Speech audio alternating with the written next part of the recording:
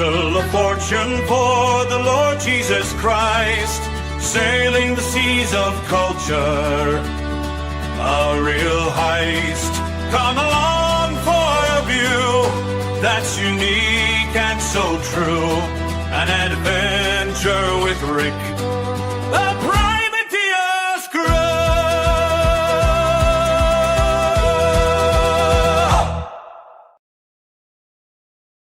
Hello, Levitical Kingdom privateers. Welcome to another Privateer's Volley. That's what that P is all about right there.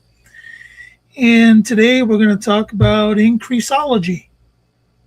What in the world is that, right? Well, we've been talking about stewardism, and this is just another part of the stewardism discussion. I think we need to have conversations about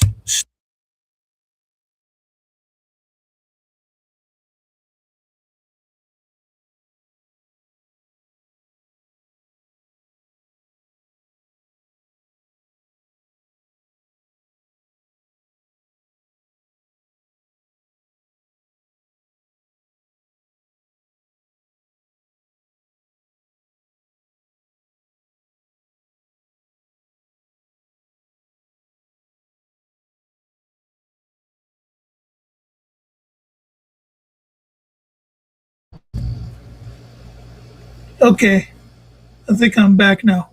All right. Sorry about that. I tried to move my microphone and it's kind of sensitive, so I won't do that again. Anyhow, need to have a conversation about increasology, and I'm going to call that the science of God giving the increase.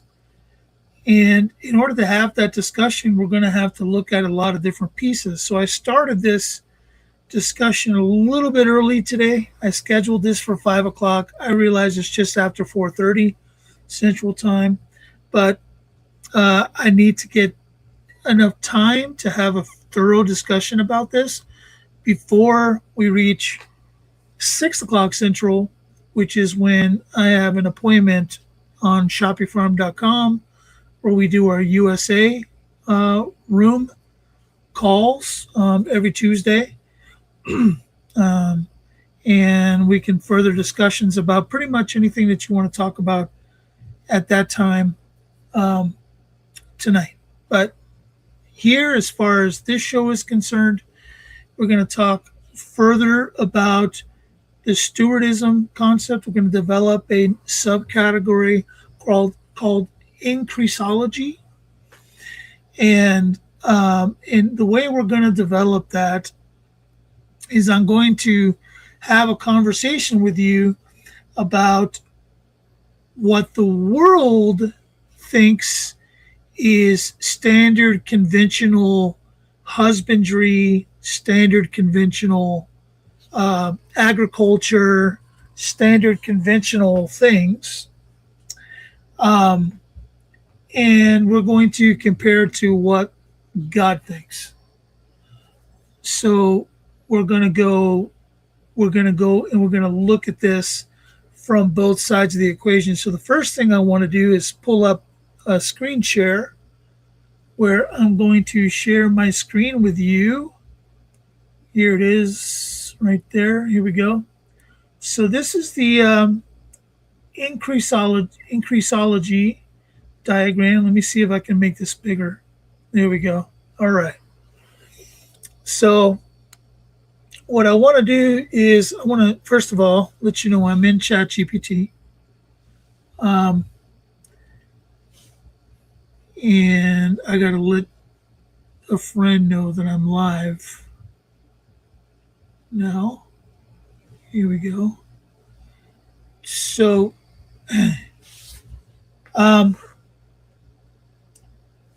the way I'm using ChatGPT is different to the way I'm using Grok. Grok, I am actually teaching Grok about the scriptures. I'm actually teaching Grok how to understand and interpret the scriptures, because you can do that with any AI, but I'm intentionally using Grok because Grok is also helping me in creating character Bibles for my TV series. So, so there's that. But ChatGPT, I don't want to educate ChatGPT. I want ChatGPT to tell me what it thinks conventionally, because that's what I'm trying to pull out of this. So we're on ChatGPT, and literally what I ask it first is, what are the conventional purposes of castration in husbandry? And of course, you can see I misspelled castration there, but it assumed correctly that I was looking for the word castration. And it began to list a bunch of conventional uses. And of course, one of the conventional uses that that it listed was behavior management. Because it reduces aggression, fighting between males, makes animals easier and safer to handle, decreases territorial and sexual behavior such as mounting or roaming. Right. Number two, prevents unwanted breeding. So ensures only selective breeding males reproduce, select ones. Allows mixed sex groups to be kept together without accidental pregnancies. Supports selective breeding programs by limiting production to animals and desired traits. I want you to notice so far in the conventional thinking of husbandry, I want you to notice that the theme here would, at the top of your mind, you would think management. You're like, yeah, maybe it's easier to manage them if we, castrate them, and maybe it's easier from a holistic point of view of taking care of these animals, and then I don't have to worry about this and that. But notice that under the behavioral management, it literally it literally stipends, or I don't even want to say the word stipends, that's the wrong word. It cuts off, no pun intended, the ability for an increase to be given naturally.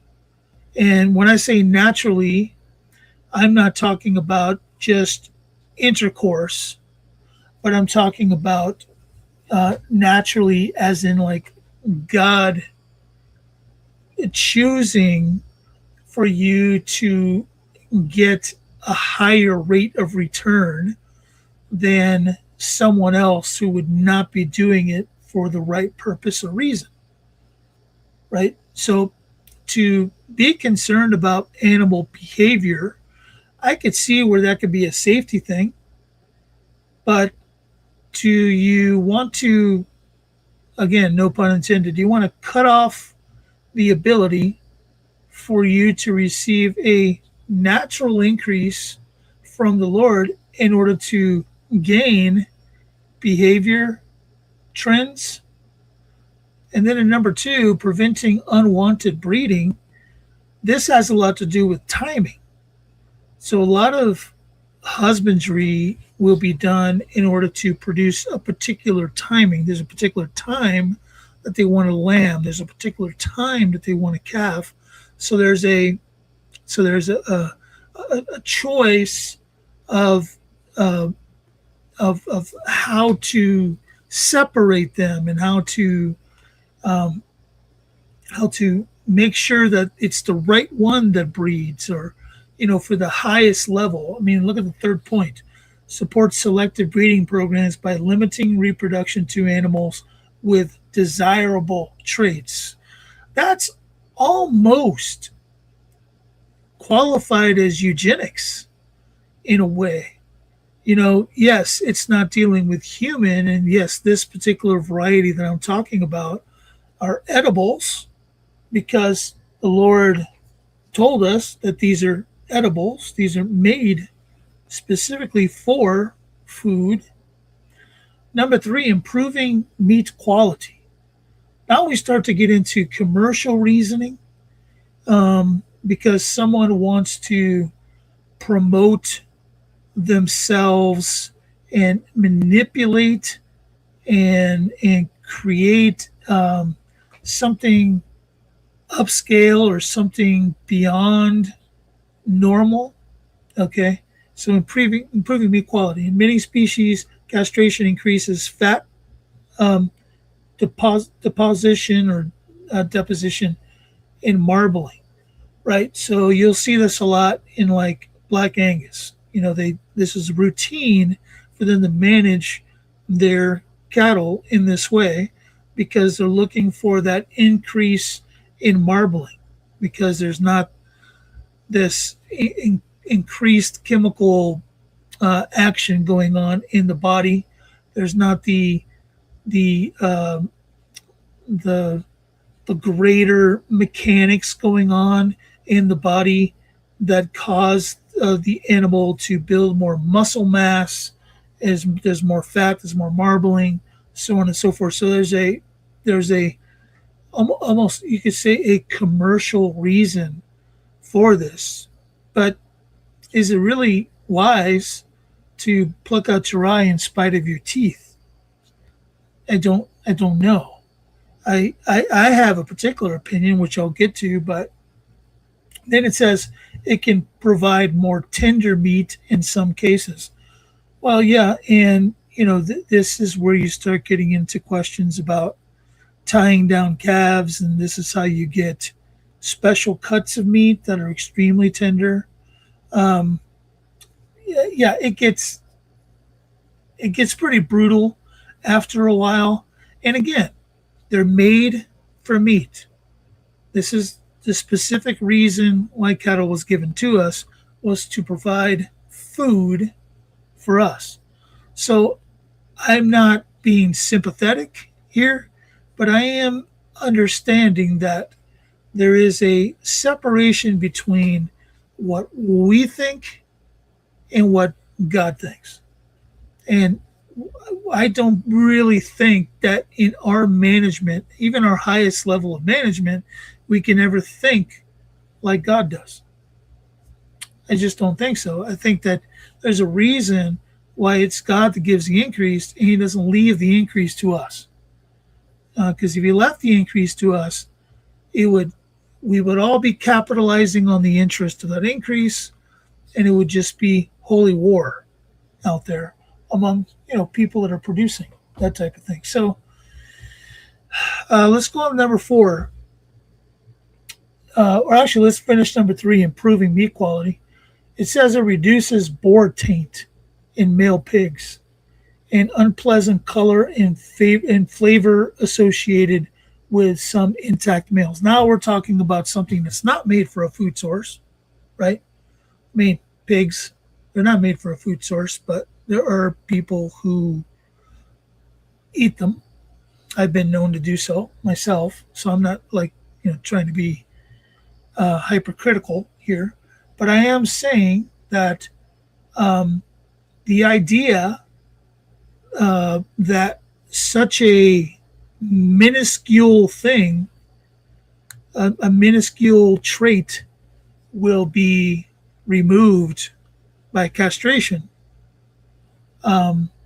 It's again, you have to get the scale out, and on this side you have I'm going to do it my way, and I'm going to improve the meat by managing in a conventional way according to man's understanding, this side of the scale. And on this side of the scale, I'm going to manage things according to the understanding that I've been given by the Lord. I'm going to allow things to physically manifest, right? And I'm going to allow him to give the increase.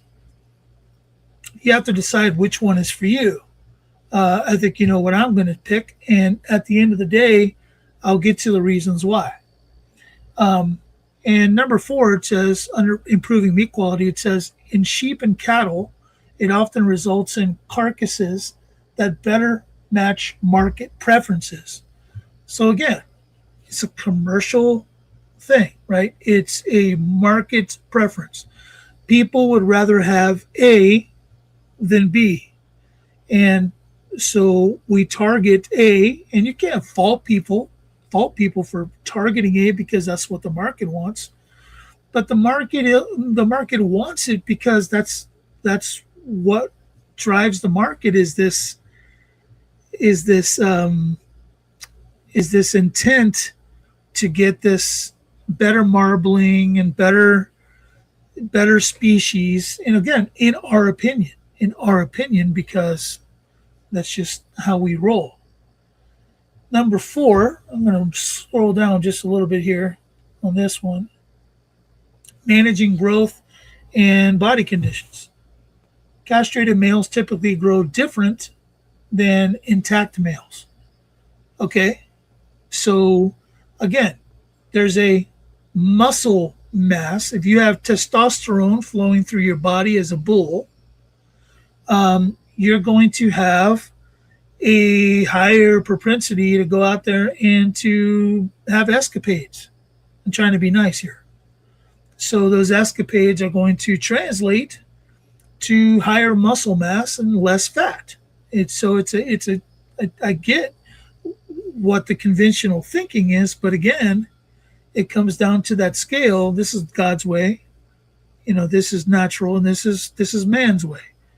And there's a scripture that's specifically to this, and I'll get to that when we get to the other side of this.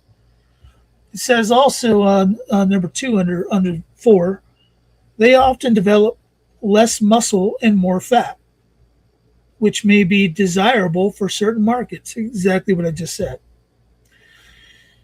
When you castrate them, they have less propensity to be active and frolic. And when you do that, then they grow fatter. And of course, on top of that, we do the whole corn thing, which makes them grow fatter quicker. And it's a mess.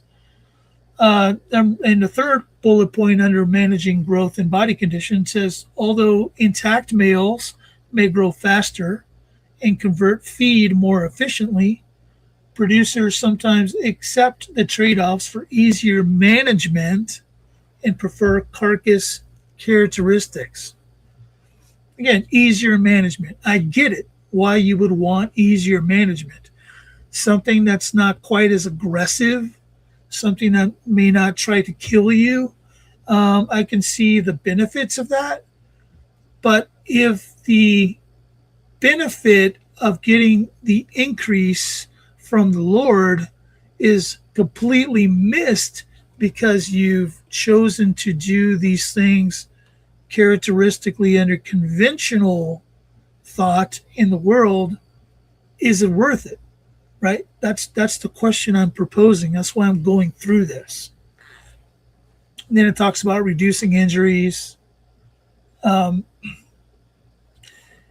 it's all the same reasons that I just gave, right? They're less frolicky, less energetic, less, they're more lethargic.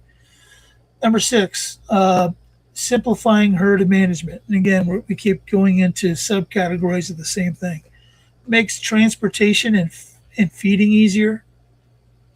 I guess they're more docile, reduces the need to separate breeding and non-breeding males. So, there we go. We're talking again about commercial. These are the breeding ones.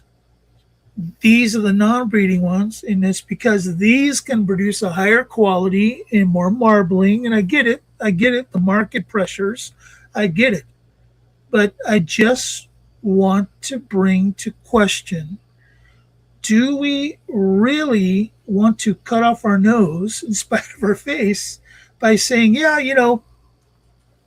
I'm okay with losing the increase that the Lord might be trying to provide here, because I don't really know. I don't really know, because it's all a guess as to which ones are going to be successful and which ones aren't, so on and so forth. Maybe God knows better than me. It's a question that I'm trying to address. And again, to the question of castration, it talks about species-specific examples. It tells you that in cattle, steers are generally calmer than bulls and often produce beef that meets consumer preferences for marbling. So exactly what we've been talking about. With pigs, it says castration has traditionally been performed primarily to prevent boar taint and reduce aggressive behavior. You know, anybody thinking that, like I do, there's a reason why boars have aggressive behavior? And like maybe they should. They're rooting animals, for heaven's sake. So it's a, you know, anyway, sheep. Um, wethers are easier to manage and are commonly raised for meat or fiber. So it's talking about when you castrate a sheep. Again, easier to manage, less testosterone, not the, and I get it. I do. I super get it. And I have people in my circle that are agricultural experts, and people like that are going to fire back at me and say, Rick, I don't think you understand anything about what you're talking about. And maybe I don't.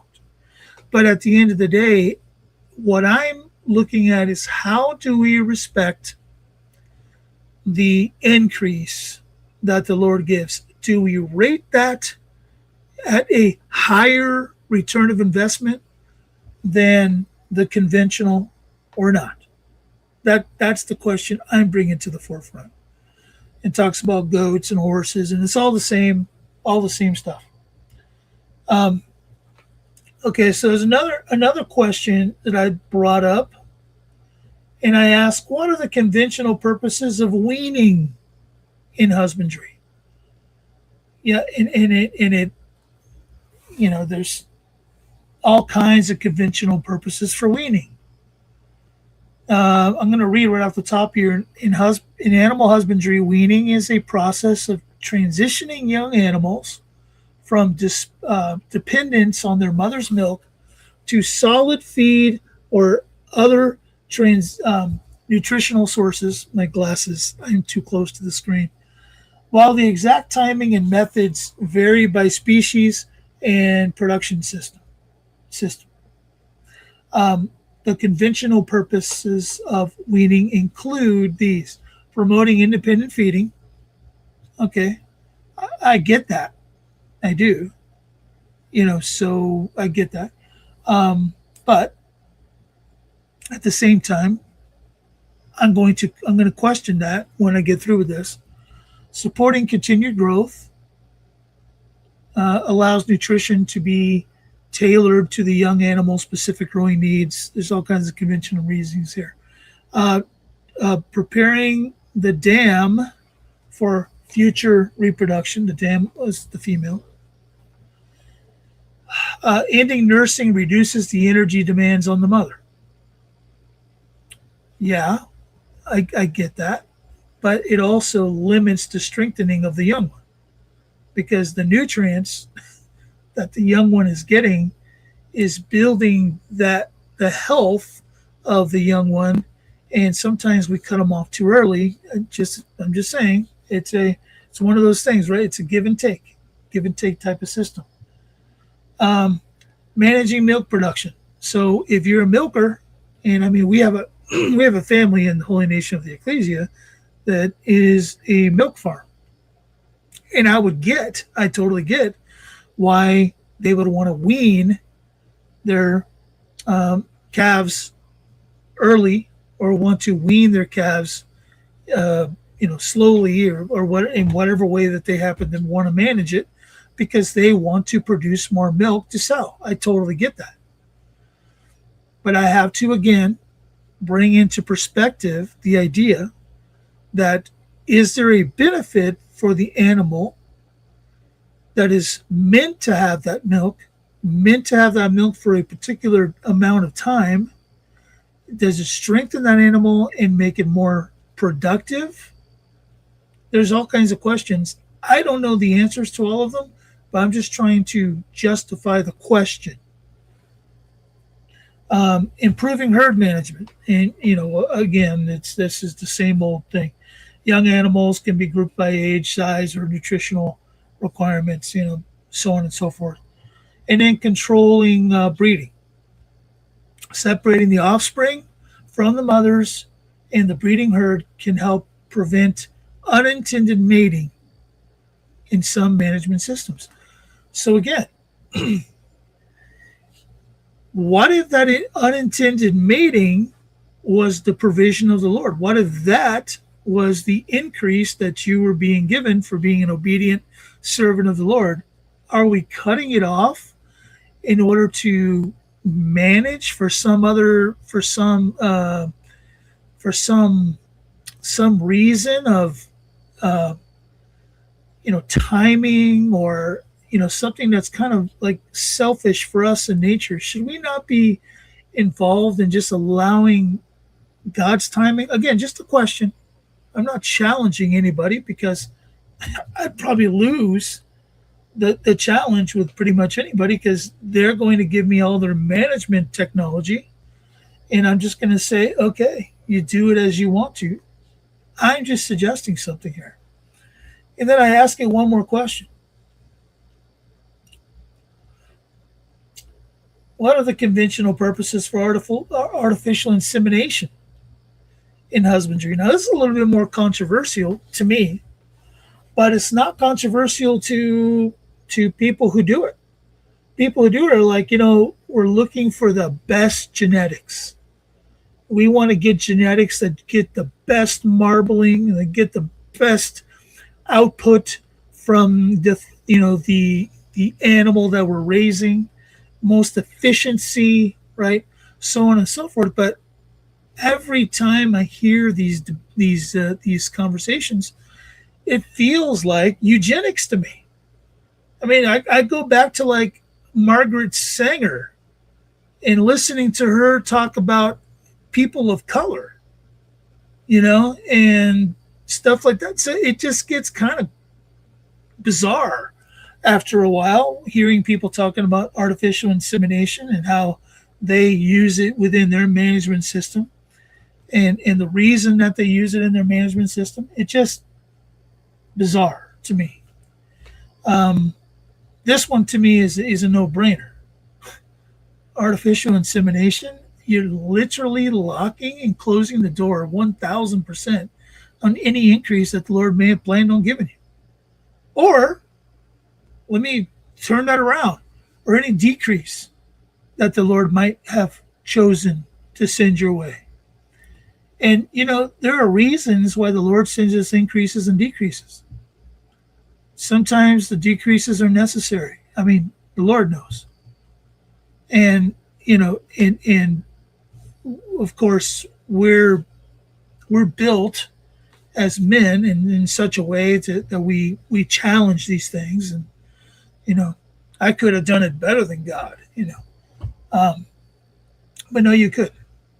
No, you couldn't, because I keep going back to Job as an example. You got to go back to Job. Job's a perfect example. He literally lost everything. And because he intentionally continued to serve the Lord and did not curse him, Job was given everything back times. So there was a moment of decrease where Job could have challenged it. Job could have been like, curse God. But he didn't. He understood that there are decreases and that's God's purview. He gives and he takes away, right? But there are also increases. And that's how God handles good and faithful servants. Look at the parable of the talents. He took away from the foolish one, the evil one, and gave to the one that produced the most. You know how many like socialist and communist minded people are going to look at what God did in that situation and say, that's why I don't like your God. Because he's got like this merit based system. I mean, that's like everything runs off of merit. So it's totally odd. But let's look real quick at the things that it's talking about here under the artificial insemination. Genetic improvement. I mean, right off the case, I don't even want to read the bullet points, because that's my biggest objection to this whole thing is it sounds like eugenics. And I don't know, is it great that man can Frankenstein a monster, or excuse me, an animal? But that was a Freudian slip if ever. That we can Frankenstein an animal to the point of being able to, you know, create this perfect genetic animal that marbles the meat just exactly perfectly, so that when Rick the meat cutter cuts that ribeye, it looks so spectacular. And maybe what you've done is you've gained everything that you can gain from that transaction, and you've put nothing into the bank of heaven. There's no dividend coming from heaven in that, because you've chosen to do it your way, right? I mean, there is a way that seems right to a man, but its end leads to destruction. Number 2, controlled breeding. Here we go again. Makes it possible to select specific sire dam pairings. So this sounds like horses to me, right? Like, I mean, yeah, it happens in every one of those animal categories. But, you know, if you want that racehorse that's going to win the Kentucky Derby, you got to go get the best sire and the best dam, and you got to put them together, and they got to have a stallion, and it's got to, you know, and that's got the best chance of winning that Kentucky Derby, because money, you can win money. There's lots of value in raising those type of things. Same thing with cows, and same things with sheep, and same things with goats, and everything else. Lots of money when you got certified animals. This is a certified blank. And we're going to mate it with a certified blank. And it's almost like, kind of sounds like pride, right? Like pridefulness.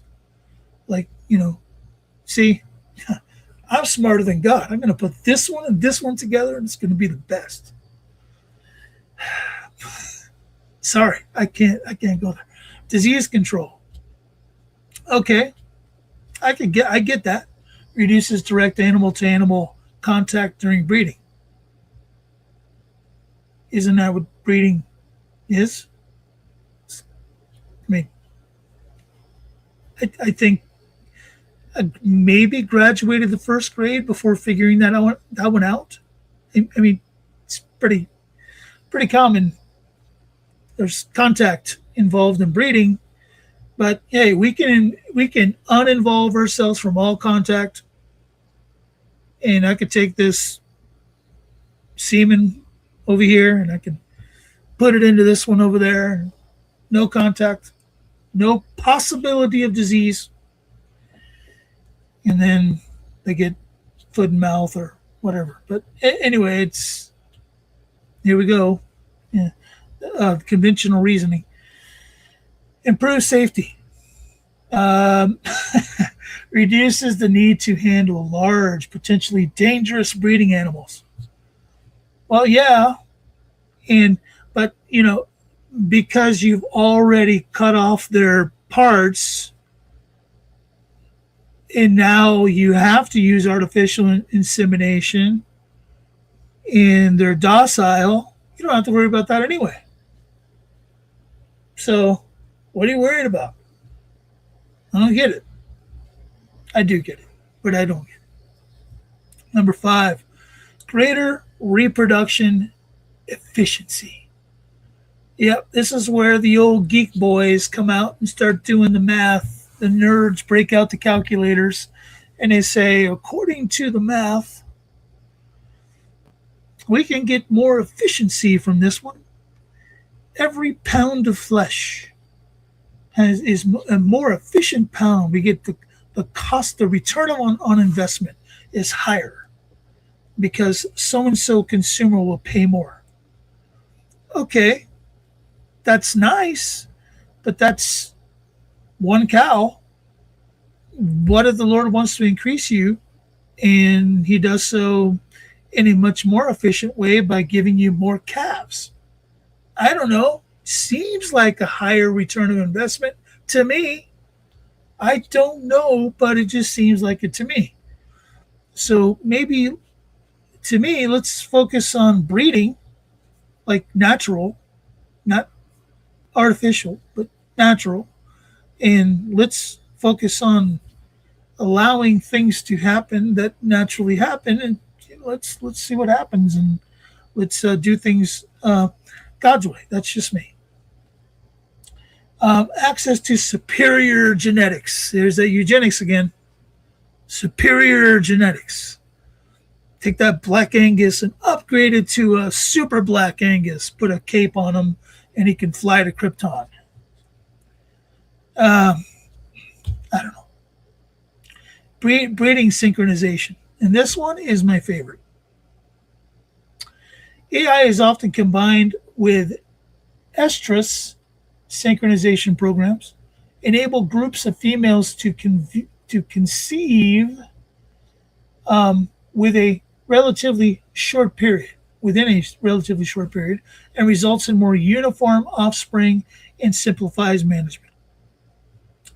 We are better than God at determining the times and the seasons. Absolutely. No question about it. Yep. We know better than God which one of those cows out there in the field need to be pregnant when. Absolutely. Because God, what does he know? Do we even need him anymore? Let's just go. Yeah. Go, God, what are you doing? Get out of here. No, sorry, I can't do that. That's not the Rick way. Um, and then record keeping. Who cares? Record keeping facilitates accurate documentation of breeding dates, sires, conception dates, and pedigrees. Eugenics supports genetic evaluation and herd management decisions. Wow. Man, that sounds amazing. So, like, when I buy your cow to turn my bull out on, you're going to give me a book that tells me like where it came from, who his mom and dad was, to her mom and dad, who the dam's mom and dad was, and you're going to get like this is I'm going to have like books on the shelf, and man, how fancy is that? And when I sell one of my calves, I can take those books and make Xerox copies and certify them and put them off. And they got a name.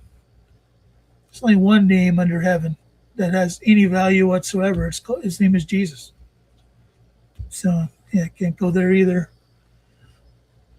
So this is the Chat GPT answering my questions.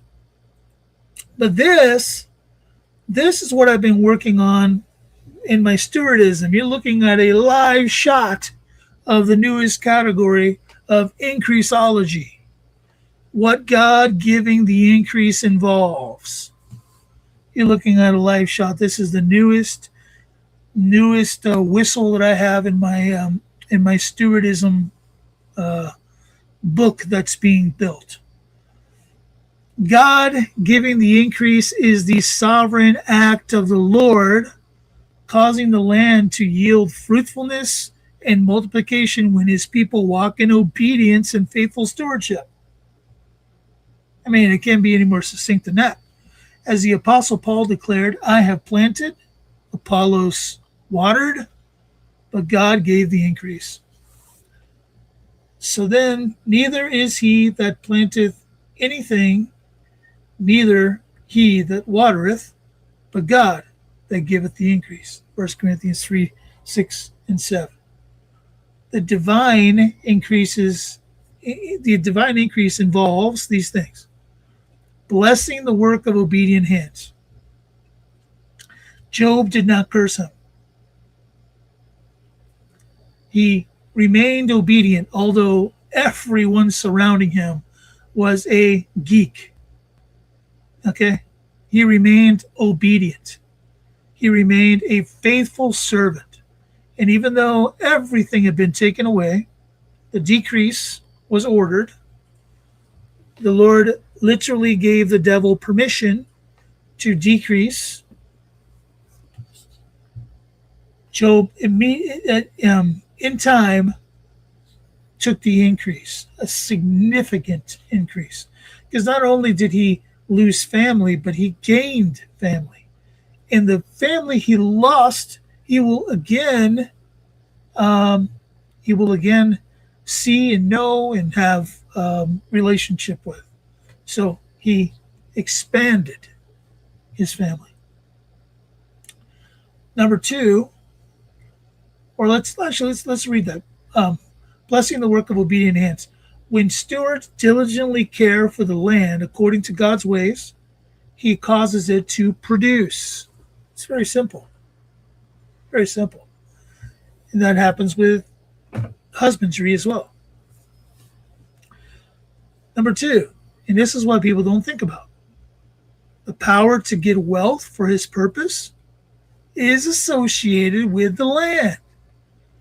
But thou shalt remember the Lord thy God, for it is he that giveth thee power to get wealth, that he may establish his covenant. Deuteronomy 8:18. Your ability to get wealth is directly connected to your use of it.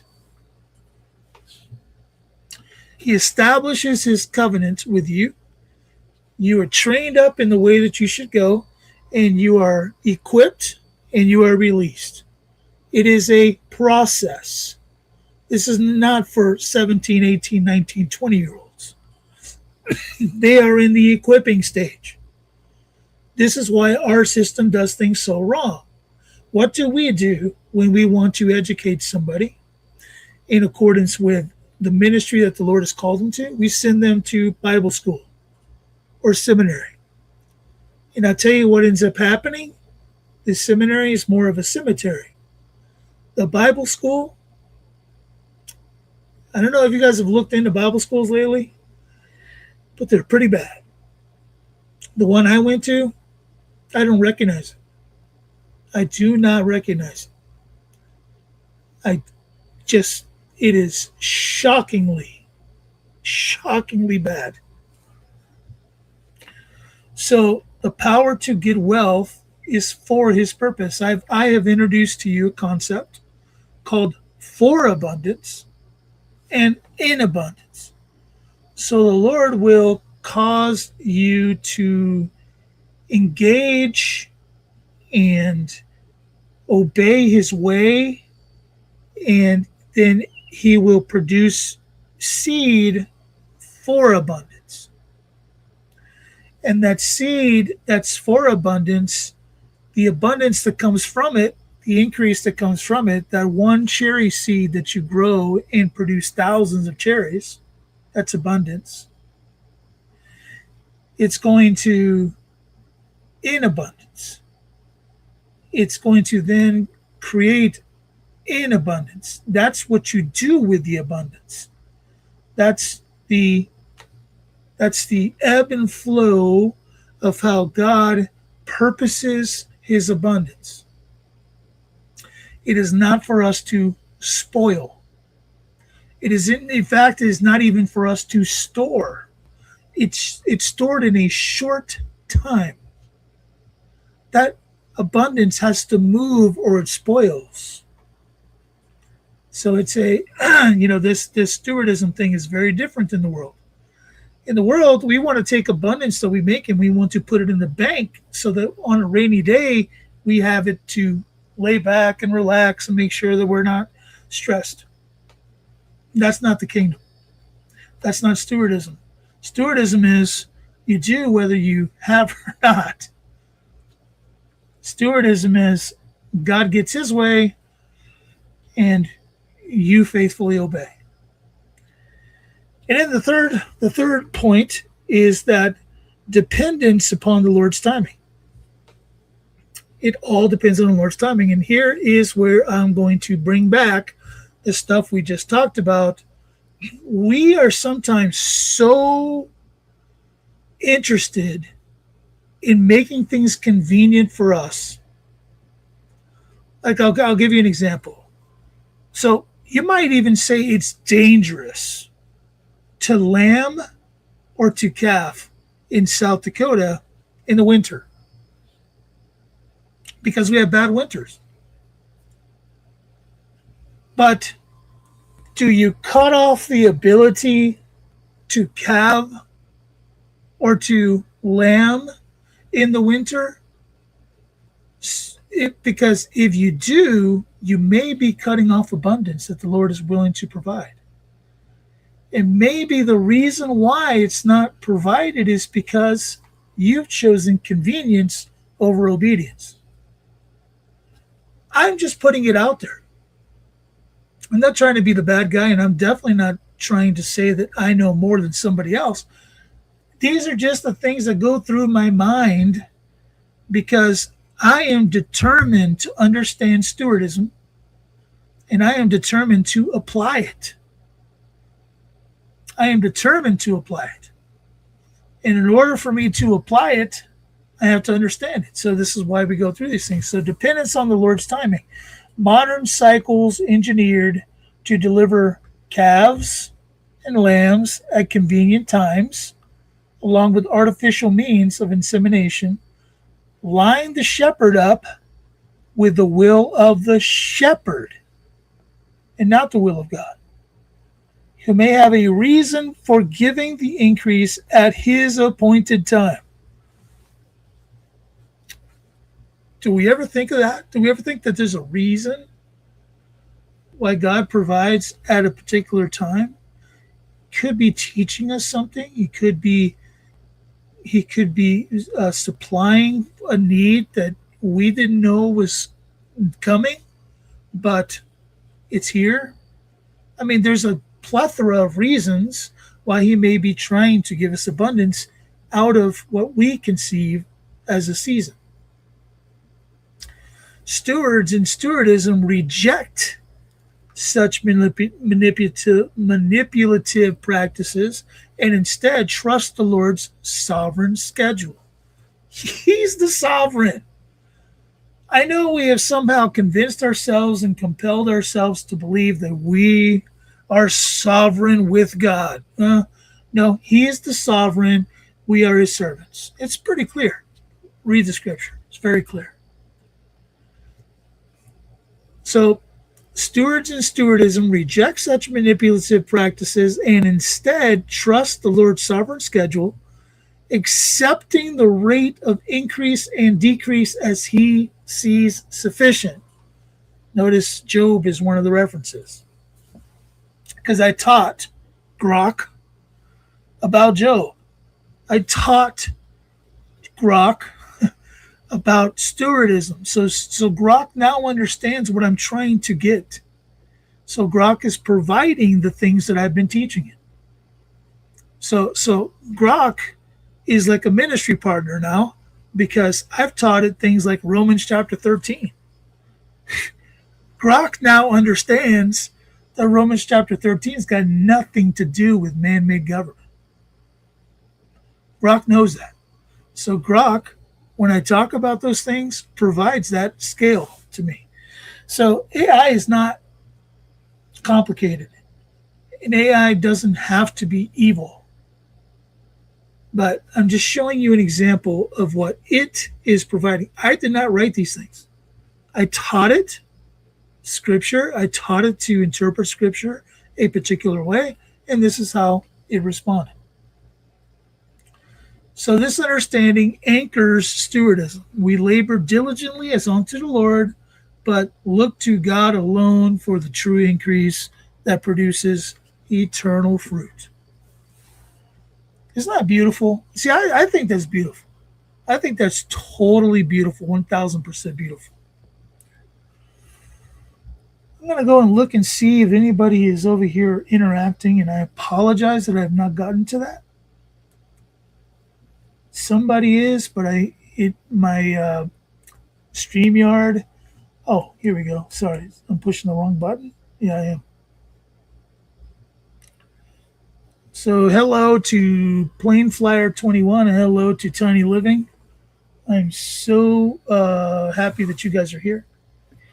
checking it out and being a part of my conversation on stewardism. Man, we got to have this conversation. I am personally invested in this conversation on stewardism. In fact, let me just go to this real quick. It is a new month. July the 1st. It's right around the corner. And I have managed about 11 minutes worth of TV series video. And God gave me an incredible idea for the beginning of the series. So I went back and actually, what I thought was going to be my beginning, I made a whole new beginning.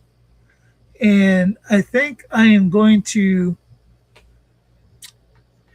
share the first part of that at very soon, in hopes that it will bless people to be a part of the things that we're doing here at Pivateer's Volley.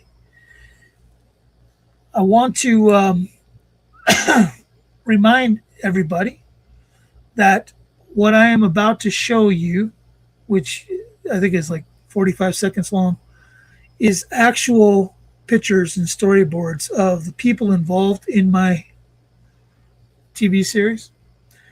Many of these people are intended for like season 3, season 4, season 5. So they will not be even used for years, because it's going to take me pretty close to, at the rate that I'm going, it's going to take me 3 to 5 years even to get one season put out. So, but I want to show you these pictures because I want you to understand the capability of the technology that's out there. They look like real people, look like real pictures. They're not.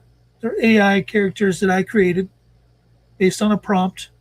I basically said, here, these are the things I want in this character, and it created it for me. So I'll be right back, but I want you to see some of the stuff that we've been able to put together.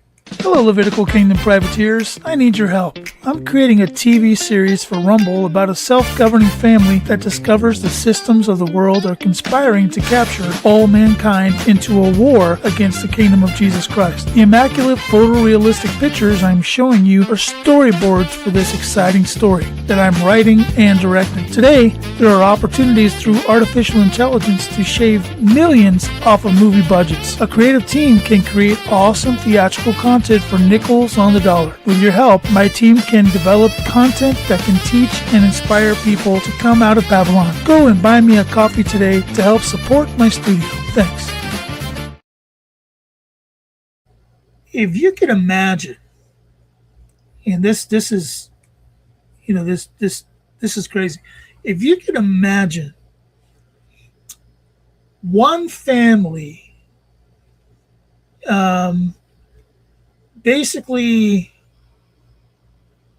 understanding what the world is going through from a conspiratorial viewpoint, because they have a connection with a past event. I'm giving away the plot here, okay? They have a connection with a past event that literally showcased the kingdom, and that memory has been passed down a couple of generations to this current generation, and it's a self-governing family. And because of the conspiracies happening in the world, just like they are happening today, they're able to reach out and find 12 other families around the world to come in and create a literal community that's self-governing. And it shows all of the problems that are going on in different countries where these people come from. The series is some of it's going to take place in Ireland. Some of it's going to take place in South Africa. Some of it's going to take place in Italy. It's going to take place all over the place. And those people are going to come into contact at some point with this one family that happens to have a direct connection to a memory that happened. And I'm going to give this away. Not a lot of people watch the Privateer's Volley, so I'm not giving it away to too many people. But think Admiral Byrd. Think Admiral Byrd. That is what the connection is. There is something that happened in the Antarctic, that is literally connected to this family because they're connected biologically with one of the people that were involved. And they have been self-governing ever since because there was an awakening that took place from this event. And there are protagonists and antagonists. And the bad guys also know that there's a direct connection with this past event. And the bad guys' purpose is to eliminate all memory of this past time and this past event. So the bad guys, they're going to do everything they can to spoil and wreck this family.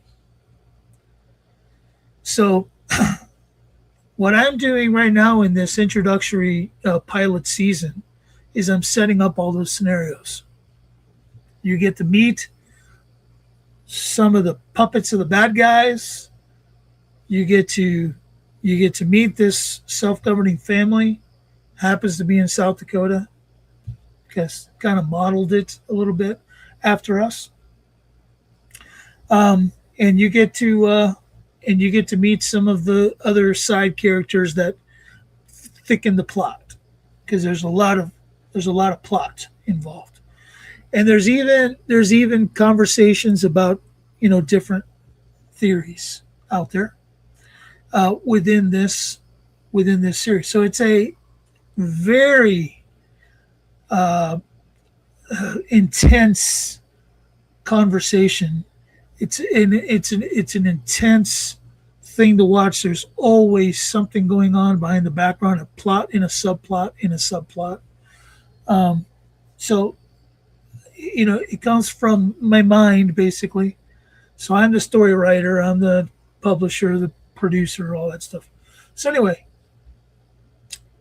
if you would like to be involved, here's something that I would offer you. If you want to create a character that I can use in this movie series, in this TV series, email me at c2kreport at rick. Wow. c2kreport at outlook.com. c2kreport at outlook.com. And tell me, give me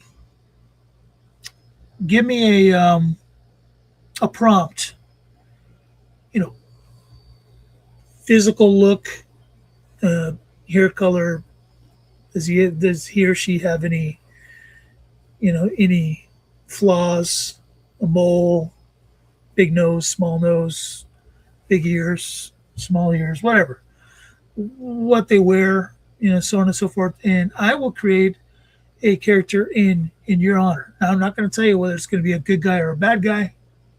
That's going to be left up to the creativity in my mind. But if you'd like to be a part of it, hit me up and I will make you a character because I think it'd be fun. And I'll even let you give that character a first name while I just decide what family I'm going to associate that character with. So with that said, I don't have any more to talk about here tonight. I had to start the conversation about Increasology and get the stewardism conversation further down the road. A lot more to talk about, a lot more pieces to stewardism that I haven't even brought forth yet. But this is a worthwhile conversation. I think we have to have it, and I'd like to have more people involved in it, but I understand I'm not talking about cat and dog videos, I'm not talking about conspiracies. I'm not talking about the stuff that gets people's eyeballs.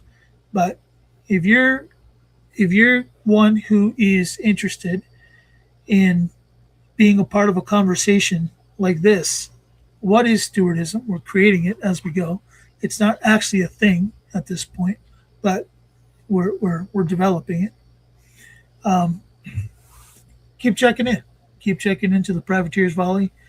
We're going to do this on Tuesday, Wednesday, and Thursdays around 5 o'clock Central. I might go a little early on some nights, like tonight, because we got the 6 o'clock USA call on shopyourfarm.com, which you are all invited to. So with that said, I'm going to end this one, but I just wanted to thank you all for coming. And if you're watching after the fact, thank you. God bless you. Remember, everything that we do here at Privateers Volley is all about the blood. Bless you. See you next time.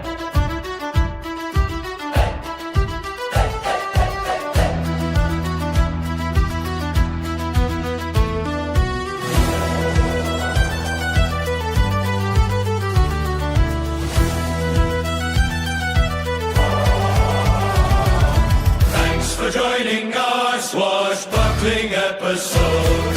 Come back on the morrow for another load. Please leave a comment for our trouble. Thanks for joining our Privateer Scobble.